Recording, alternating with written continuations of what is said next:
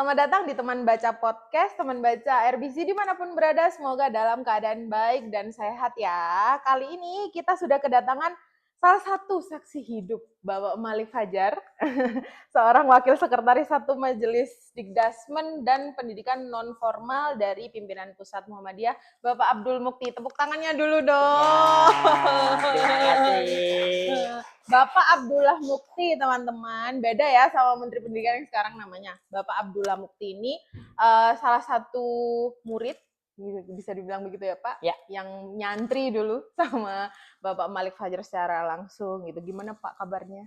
Alhamdulillah sehat. Saya senang sekali bisa mengunjungi kembali RBC untuk kesekian kali. Senang sekali Ya. bisa kedatangan sama Pak Abdullah Mukti. Alhamdulillah. Oke, nah ini hari ini kita akan berbicara lebih dalam soal pendidikan, nggak Oke. jauh-jauh, sama soal Pak Malik juga dari sudut pandang santrinya. Oke. Oke, Pak Mukti kan sudah lama nih bergelut di dunia pendidikan, terus mendampingi banyak sekolah, mendampingi guru juga, serta kebijakan-kebijakan yang ada dari dekat. Nah, saya ingin mulai dari hal yang paling dasar dulu nih, Pak. Ya. Nah, sebagai salah satu orang terdekat dari Pak Malik Fajar yang mendampingi di sebagian masa hidup beliau, apakah itu juga kurang lebih mempengaruhi sudut pandang Pak Mukti mengenai peran pendidikan di tengah masyarakat? Ya. Kawan-kawan RBC yang saya banggakan, saya senang sekali bisa kembali bersama RBC. Apalagi kalau bicara Pak Malik Fajar, bukan hanya bicara UMM, tapi rasanya tidak lengkap kalau bicara Pak Malik tanpa RBC. Karena ini adalah rumah tercinta beliau. Iya. Ini adalah rumah pengetahuan, rumah peradaban. Tentu saya harus menyampaikan ya, Mbak Manda ya, selain memang saya memilih berkhidmat di pendidikan, di tengah proses saya digembleng di dunia pendidikan, saya beruntung sekali menjadi salah satu yang langsung berinteraksi secara dekat dengan sosok begawan pendidikan nasional kita, yaitu Abdul Malik Fajar. Bahkan mungkin kedekatan saya dengan beliau bukan sebatas karena saya juga kader Muhammadiyah, tapi lebih sangat dekat. Saya menganggap beliau adalah seperti bapak saya sendiri. Dia juga menganggap saya seperti putranya sendiri, walaupun hanya pertautan ideologis ya. Bahkan beliau memanggil saya itu dengan istilah sangat dekat, yaitu Dek, menandakan secara psikis itu begitu sangat dekat. Karena kedekatan itu kemudian saya digembleng oleh beliau secara intensif. Saya dengan beliau itu 14 tahun, saya nyantri dengan Pak Malik. Pasti itu berpengaruh besar dalam cara berpikir saya, cara memandang pendidikan. Bahkan mungkin saya diberi kesempatan ketika mengelola sebuah sekolah dalam bentuk sangat praksis ya, itu ya dapat banyak sentuhan dari begawan Pak Malik Fajar. Karena beliau ini kan mengawali awalnya hidupnya itu kan sebagai seorang guru. Bahkan ayahnya pun Pak Fajar itu juga guru. Walaupun sebenarnya saya sebelum berinteraksi dengan Pak Malik Fajar, saya memulainya dengan adiknya dulu, Pak Abdullah Fajar, yang kebetulan beliau juga adalah seorang guru. Guru agama. Saya dibimbing skripsi oleh beliau, sampai akhirnya saya bertemu dengan sosok begawan yang saya anggap sebagai maha guru saya, yaitu Bapak Abdul Malik Fajar. Itu Mbak Manda. Oh, baik. Nah, kalau sepanjang perjalanan Bapak ada di dunia pendidikan ini gitu ya, ibarat rumah nih Pak nih, pendidikan ideal itu tuh pilarnya tuh apa aja sih? Apa hal-hal yang nggak boleh hilang meskipun udah lewat zaman gitu? Nah, ini menarik ya.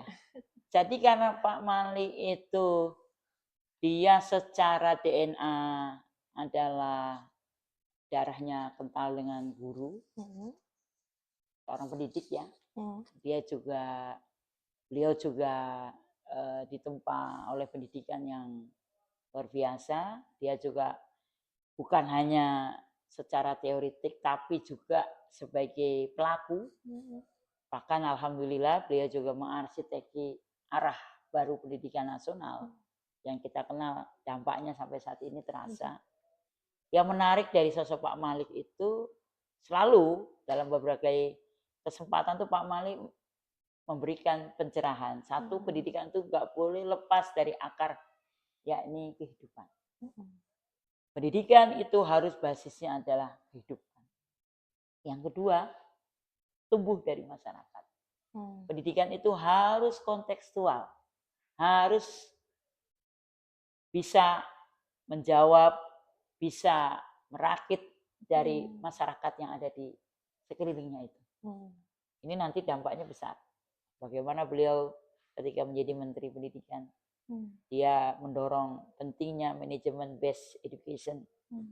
Itu ya karena memang beliau meyakini pendidikan tidak boleh lepas dari kehidupan dan masyarakat.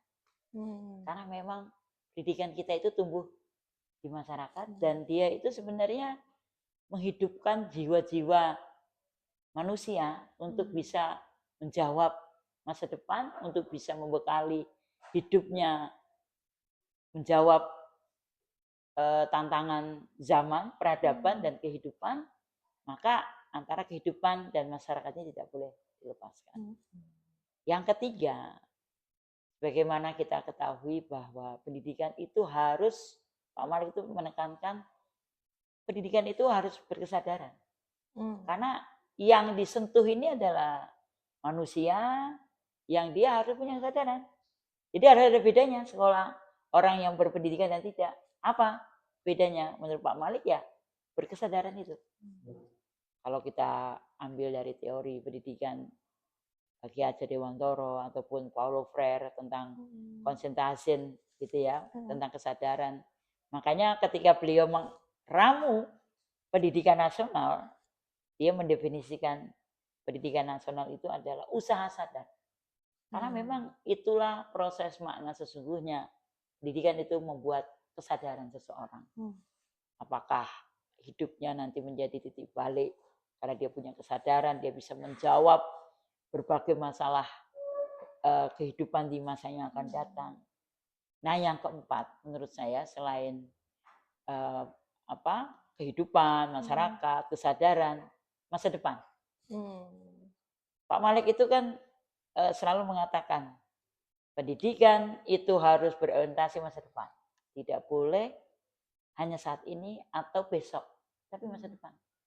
Maka ikon-ikon yang sering disampaikan itu, pendidikan itu harus bisa menjawab masa depan yang akan dilalui oleh generasi yang akan datang.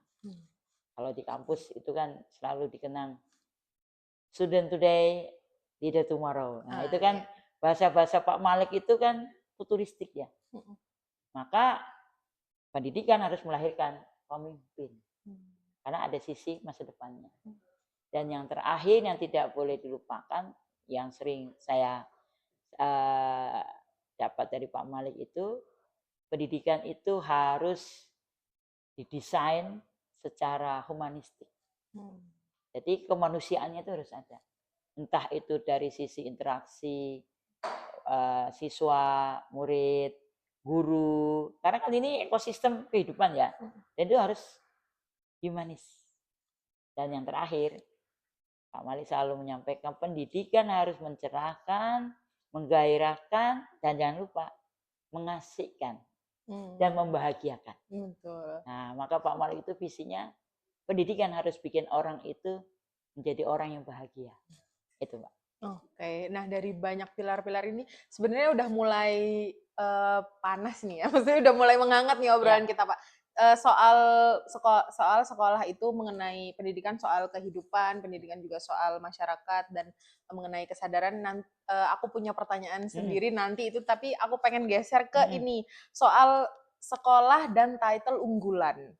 Nah sekarang ini kan banyak banget nih sekolah-sekolah yang berbondong-bondong mengejar embel-embel unggul itu Ya. sendiri. Nah, jadi sebetulnya definisi sekolah unggulan yang utuh itu yang gimana sih, Pak? Apakah hanya unggul itu perkara ranking atau memang harus ada pertumbuhan karakter kah atau relevansi terhadap dunia sosial sekarang? Ya, ini yang menarik ya. Saya selalu diwejang oleh Pak Malik Mhm. itu, pendidikan itu harus unggul, sekolah itu harus unggul, Hmm. tanpa perlu embel-embel unggul. Hmm. Bahkan saya waktu diberi kesempatan ngelola sekolah itu, di bawah mentor binaan beliau langsung itu ya, awas ya, jangan pakai kata-kata unggul. Maksudnya sebenarnya Mandiri. begini, Hmm. sekolah itu tidak perlu dilabeli unggul, harus unggul. Hmm. Maka Hmm. makna unggul itu jangan miopik cara pandangnya. Hmm. Jadi unggul itu ya harus menjadi ruh, menjadi jiwa, dan itu tidak hanya sebatas sekolah level-level tertentu atau level-level tertentu. Itu Pak Malik sangat-sangat menentang diskriminasi strata pendidikan. Ini ada kasta unggul, ini kasta sekolah. Maaf ya, saya nggak ngomong yang sekarang lagi tren gitu ya. Iya. Sekolah tingkat grassroots, pribumi, nggak boleh. Seperti halnya sosok yang dikagumi oleh Pak Malik yaitu Ahmad Dahlan. Dahlan itu kan sosok liberatif, kemudian dia juga sosok humanisasi, tapi juga sosok transendensi. Bagaimana Kiai Dahlan itu mengubah pendidikan itu harus dinikmati seluruh segenap tumpah tanah darah air masyarakat Indonesia. Bagaimana Kiai Dahlan menghadirkan sekolah itu bisa dinikmati oleh kalangan siapapun. Pak Malik itu kan sosok, walaupun dia ibunya seorang ningrat, ayahnya juga tokoh pendidikan yang sangat terkenal, walaupun tidak pernah ingin menunjukkan di muka gitu ya, karena Pak ayahnya ini, Pak Fajar ini banyak mendirikan sekolah, beliau ini orangnya sangat-sangat praktisi gitu ya. Tapi Pak Malik juga merasakan getir kehidupan, dan dia dulu di sekolah yang memang dirintis oleh Kiai Ahmad Dahlan itu bukan label unggul, walau dikenal sekolah tersebut adalah kelasnya itu unggul. Dulu kan Kiai Dahlan mendirikan yang namanya Madrasah Ibtidaiyah Diniyah Islamiyah di 1 Desember 1911, kemudian menjadi embrio, ada menjadi embrio mu'alimin, mu'alimat yang sekarang kita kenal, SD Muhammadiyah Bawiyatan yang sekarang disebut SD Muhammadiyah Kauman, dan SD Muhammadiyah Suronatan. Dan Pak Malik pernah sekolah di situ selama 2 tahun. Dulu namanya itu Standard School. Tapi bedanya Standard School Hindia Belanda dengan Muhammadiyah, Standard School Hindia Belanda itu hanya bisa diakses oleh kalangan tertentu. Kiai Dahlan mengubah paradigma Standard School boleh dinikmati oleh siapapun. Karena setiap rakyat di Hindia Belanda itu berhak untuk mendapatkan pendidikan yang bermutu dan berkualitas. Nah, sehingga ini akhirnya yang menjadi sudut pandang Pak Malik Fajar yang dia tidak ingin pendidikan unggul itu nama yang membedakan, diskriminasi dengan pendidikan yang lain. Maka walau sekarang kita di era pemerintah sekarang ini ada sekolah unggul, sekolah rakyat, dan lain sebagainya, tolong jangan lepas dari filosofi pendidikan. Pendidikan untuk semua. Dan Pak Malik itu sangat concern. Semua sekolah Muhammadiyah tidak perlu dilabeli unggul, memang harus unggul. Maka saya tidak pernah menasbihkan sekolah unggulan Muhammadiyah, enggak. Walaupun memang bagaimana mengupayakan pendidikan itu bermutu, berkualitas, unggul, itu harus didorong di level, di tingkat sekolah manapun, sekolah madrasah manapun. Berarti apa nih Pak kesalahan umum dari sekolah-sekolah yang berusaha mengejar titel unggul itu tadi? Karena begini kadang-kadang Mbak Manda ya, seolah-olah unggul itu punya konsekuensi logis. Sebenarnya konsekuensi logisnya ya bermutu, berkualitas. Dan yang ditekankan itu bukan hasilnya, tapi prosesnya. Nah, kadang dimaknai kalau unggul itu identik dengan mahal. Karena bermutu berkualitas itu jerba sekui mau beo kata orang Jawa begitu ya. Fasilitasnya lengkap, tersedia banyak sarana prasarana yang memadai, bahkan mungkin luxury begitu ya. Itu bagus. Itu juga harus menjadi komitmen kita. Tapi jangan kemudian dimaknainya secara sempit. Seolah-olah ya kita kan dulu pernah mengenal ya ada sekolah rintisan internasional, kemudian sekolah SSN. Tapi itu juga treatment itu sangat baik. Hanya mungkin jangan kemudian memaknainya secara sempit. Seolah-olah hanya sekolah label itulah yang berhak menjadi unggul. Sementara yang lain tidak berhak untuk menjadi unggul. Kalaupun ada treatment dari segi kebijakan negara, bagaimana visinya Pak Malik itu, pendidikan itu harus inklusif. Pendidikan itu harus pluralis. Setiap lapisan masyarakat itu bisa mengakses. Maka menurut saya yang menjadi patokan unggul itu bukan finansialnya, bukan fasilitasnya, tapi prosesnya.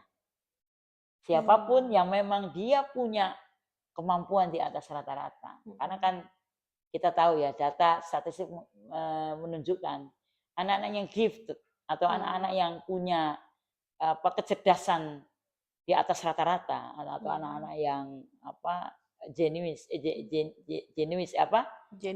ya itu, kemudian dia IQ-nya di atas rata-rata, itu perlu difasilitasi. Tapi jangan kemudian itu membelenggu orang lain untuk tidak bisa mengakses.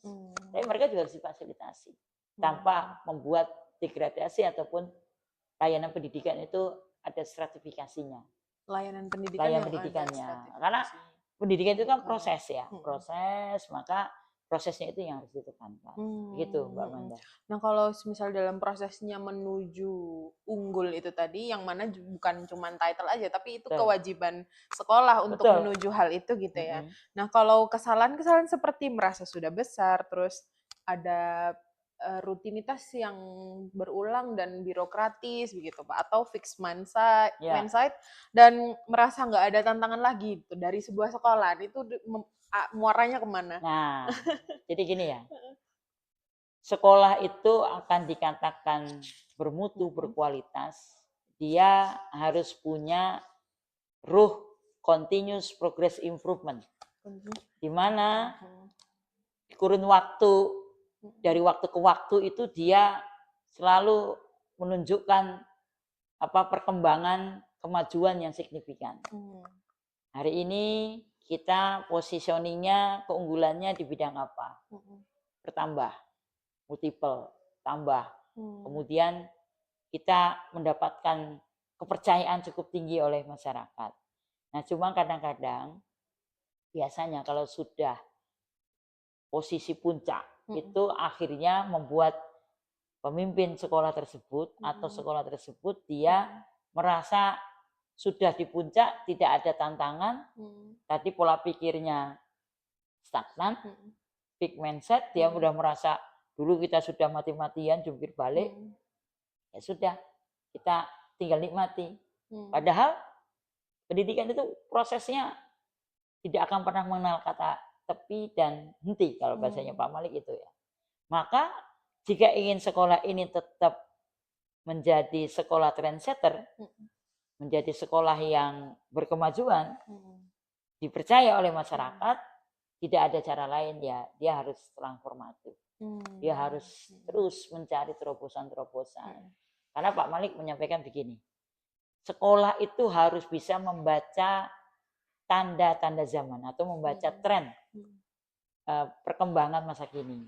Ya misalkan sekarang sudah didorong oleh Mas Menteri ya, Pak Abdul Mukti ya, tentang coding, tentang kecerdasan artifisial. Itu kan sebenarnya ijawantah dari bagaimana pendidikan itu menjawab tantangan masa depan. Tadi yang saya bilang, Pak Malik pilar utamanya itu futuristik gitu ya, masa depan ya. Karena kita harus bisa menjawab. Ke depan itu tantangannya kayak apa sih? Atau bahasa teori pendidikan itu adalah pacing education. Kalau bahasanya tokoh pendidikan Paulo Freire ya. Pendidikan harus hadap masalah. Maka pendekatannya harus kontekstual, harus progresif, harus inovatif.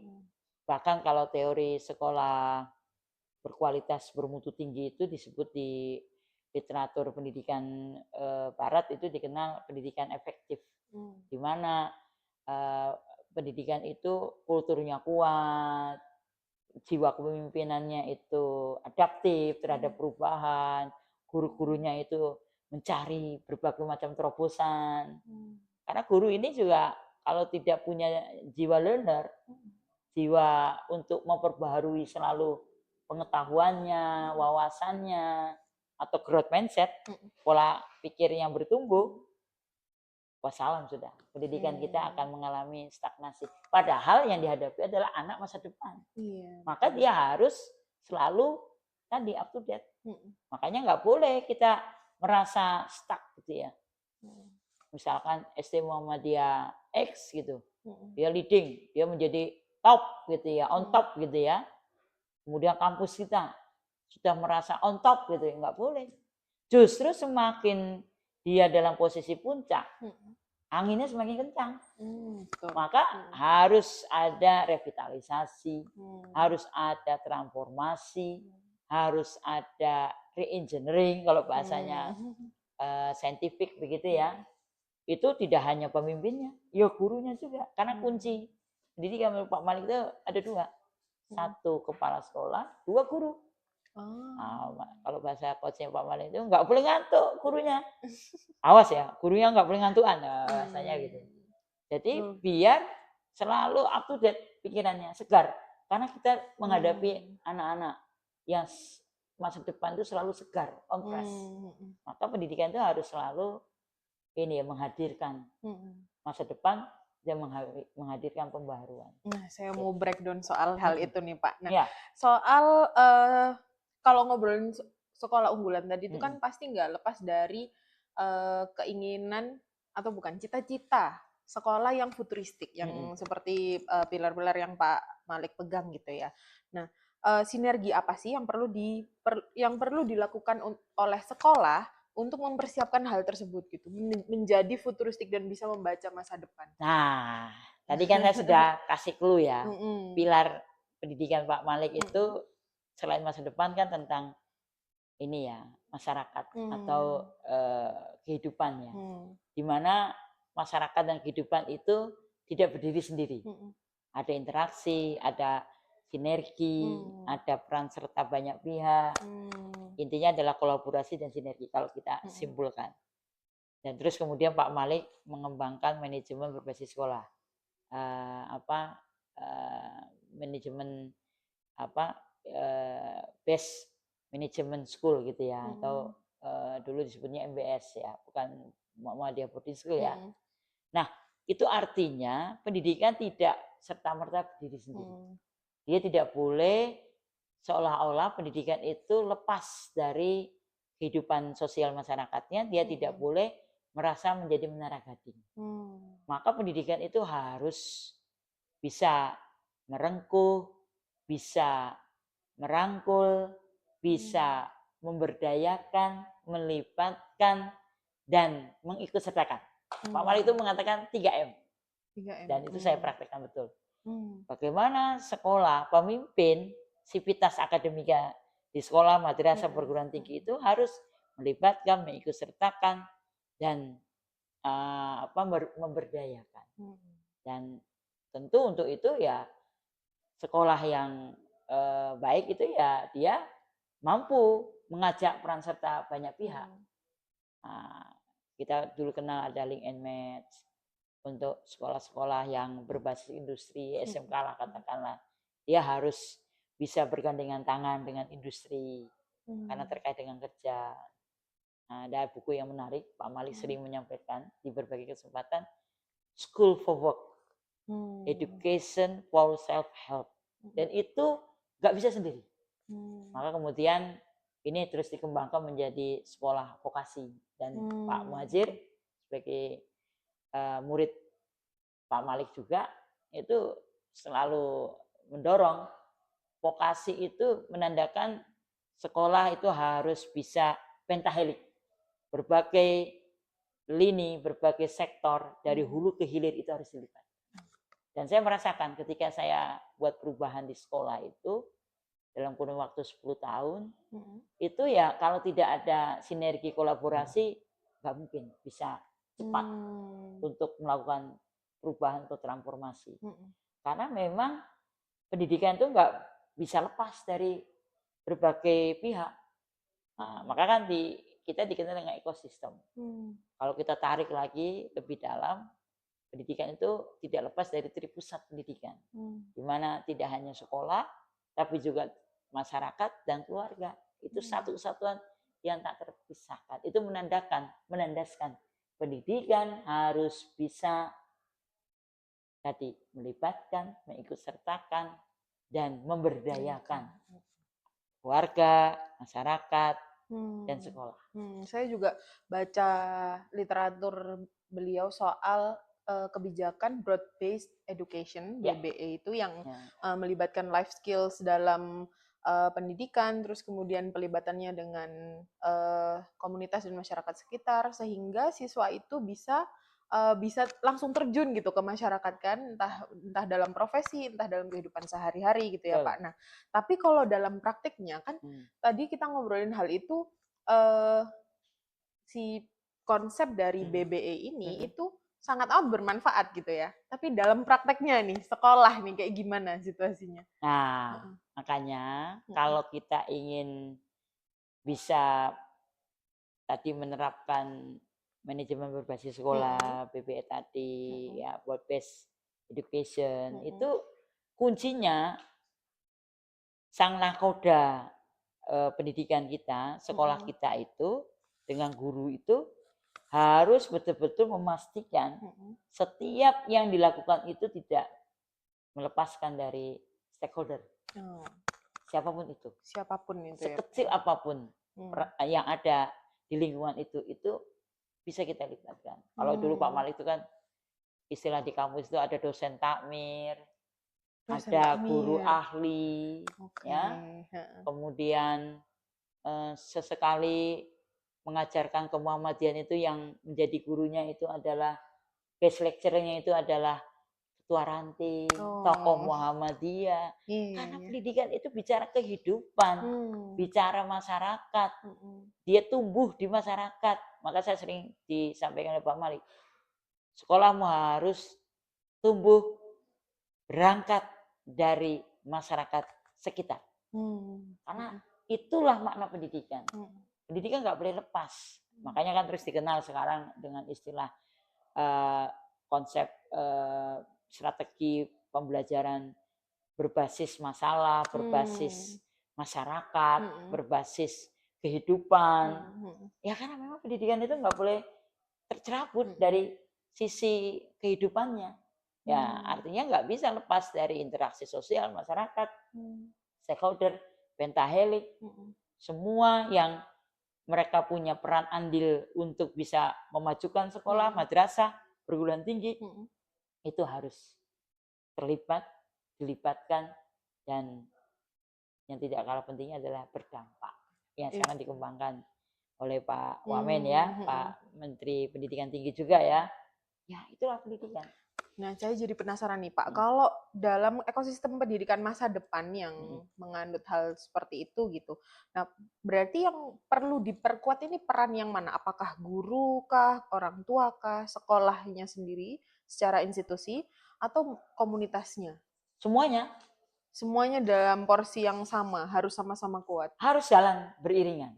Tidak boleh modelnya tuh ini dulu, baru ini, berikutnya ini, tidak. Karena ketika sekolah itu, madrasah, perguruan tinggi itu berlangsung, seketika itu juga dia akan membawa banyak pihak, aktor, stakeholder itu melibatkan diri, diberdayakan, diikutsertakan. Tadi yang saya bilang 3M itu ya.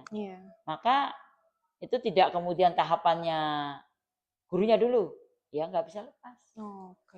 Keberhasilan siswa, anak kita di sekolah itu tidak bisa lepas dari peran serta orang tua di rumah. Nah ini juga menjadi keperhatian kita ya. Kadang-kadang seolah-olah ini orang tua masa kini ini merasa sudah anaknya disekolahkan pasrah bongkoan, nggak bisa. Karena timbul masalah itu tidak sekonyong-konyong di sekolah. Maka kemudian bagaimana mewujudkan sekolah yang menyenangkan, mengasihkan, menggairahkan, mencerahkan, itu ya satu kesatuan tadi. Di rumah, di sekolah, dan di masyarakat.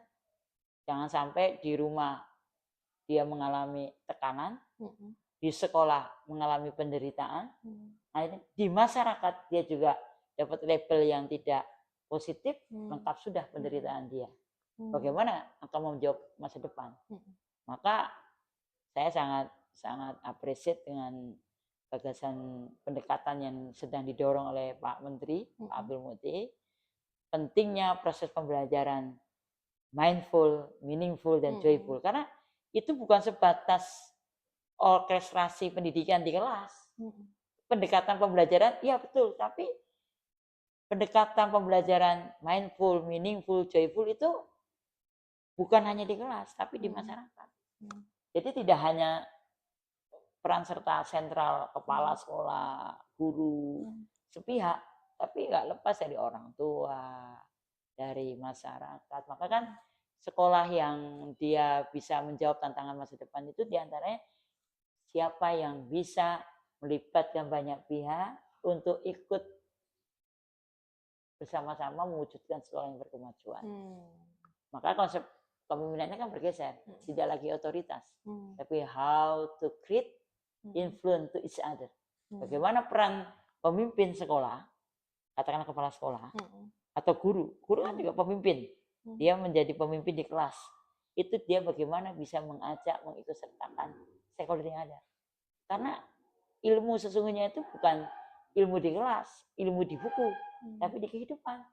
Maka pentingnya life skill, bahasanya Pak Malik itu pendidikan harus bisa menjawab eventual siswa. Makanya kan pendidikan itu harus tidak hanya cukup intelijensianya saja, tidak hanya olah pikir saja, tapi olah rasa, olah jiwa, olah raga. Makanya nih Pak Menteri bagus ya gagasannya, penguatan pendidikan karakter itu tidak hanya sebatas habituasi saja, tapi ya raga, senam, 7 karakter anak hebat, penguatan karakter anak hebat, punya beberapa kultur, gurunya disentuh, kepalanya disentuh, karena ini life cycle yang saling support satu sama lain. Dan itulah siklus pendidikan yang hakiki. Dan itu yang disebut oleh Pak Malik. Pendidikan harus hidup, menghidupkan, dan menguatkan kehidupan. Oke. Nah, kalau tadi kita udah ngobrolin situasi idealnya ya Pak ya, untuk sekolah sebagai instansi pendidikan gitu, yang unggul, yang punya visi dan futuristik. Tapi kalau dalam kondisi keterbatasan sumber daya gitu ya, terutama di wilayah yang terpencil gitu. Nah, apakah sekolah itu punya kesempatan yang sama untuk bergerak dan berkembang, dan kemudian apakah ada treatment yang memang harus secara khusus dilakukan karena situasi yang terbatas itu tadi? Pak Malik suatu ketika itu menyampaikan begini, pendidikan di Indonesia, karena beliau menjadi Menteri Pendidikan, itu harus sudut pandangnya keindonesiaan. Tidak hanya dipandang dari Jakarta, Jogja atau Malang, tapi semesta Indonesia Raya ini. Dan kita tahu ya, Indonesia Raya kita ini, NKRI kita ini begitu sangat dinamis ya. Ada yang secara kultur pendidikannya itu cukup well educated, katakanlah kayak Malang, Jogja, DKI. Tentu harus disesuaikan konteksnya dengan teman-teman di Papua, di daerah 3T. Dan pendidikan harus bisa menyentuh sampai pendidikan yang paling ujung sekalipun. Dan itu pelayanan pendidikan tadi yang Pak Malik sampaikan itu tidak boleh diskriminatif. Pendidikan bermutu, berkualitas itu harus bisa dirasakan berbagai lapisan elemen Indonesia ini. Apalagi Muhammadiyah kita ini itu punya pengalaman cukup panjang.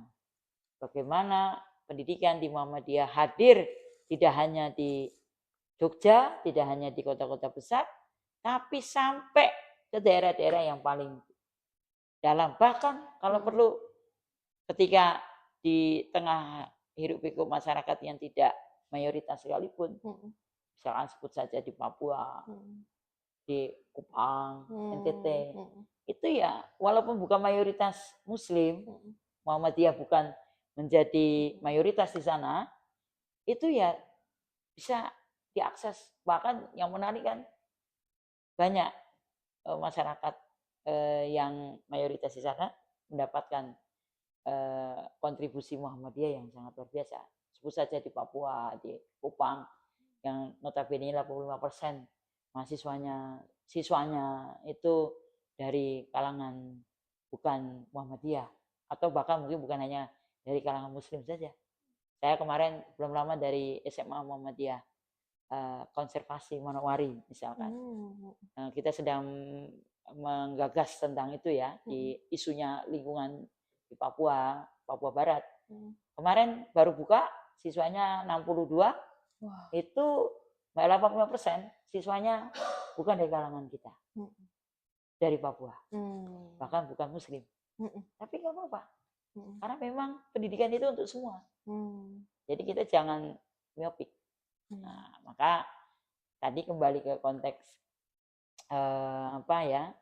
sampai di titik yang paling terdalam pun itu harus bisa hadir.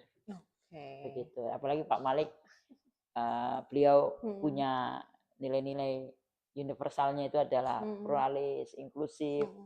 Maka pendidikan itu harus bisa menjadi katalisator, dirasakan oleh berbagai elemen, sekalipun di daerah yang paling terpencil sekalipun.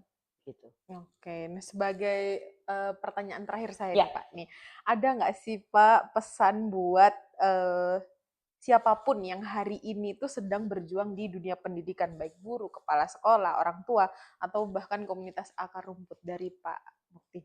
Ya, saya tuh melihat sosok Pak Malik Fajar itu selalu optimistik ya, dan dia selalu memberikan motivasi yang sangat luar biasa. Dalam keadaan apapun, kita tidak boleh putus harapan. Ya, ini seperti coach di belakang kita ini. Kita boleh tidak punya apa-apa, tapi kita harus punya cita-cita. Maka di segenap lapisan apapun, dalam keadaan sesulit apapun, dalam konteks pendidikan, kita tetap harus punya keyakinan pendidikan ini bisa merubah, bisa mengangkat harkat martabat kehidupan seseorang.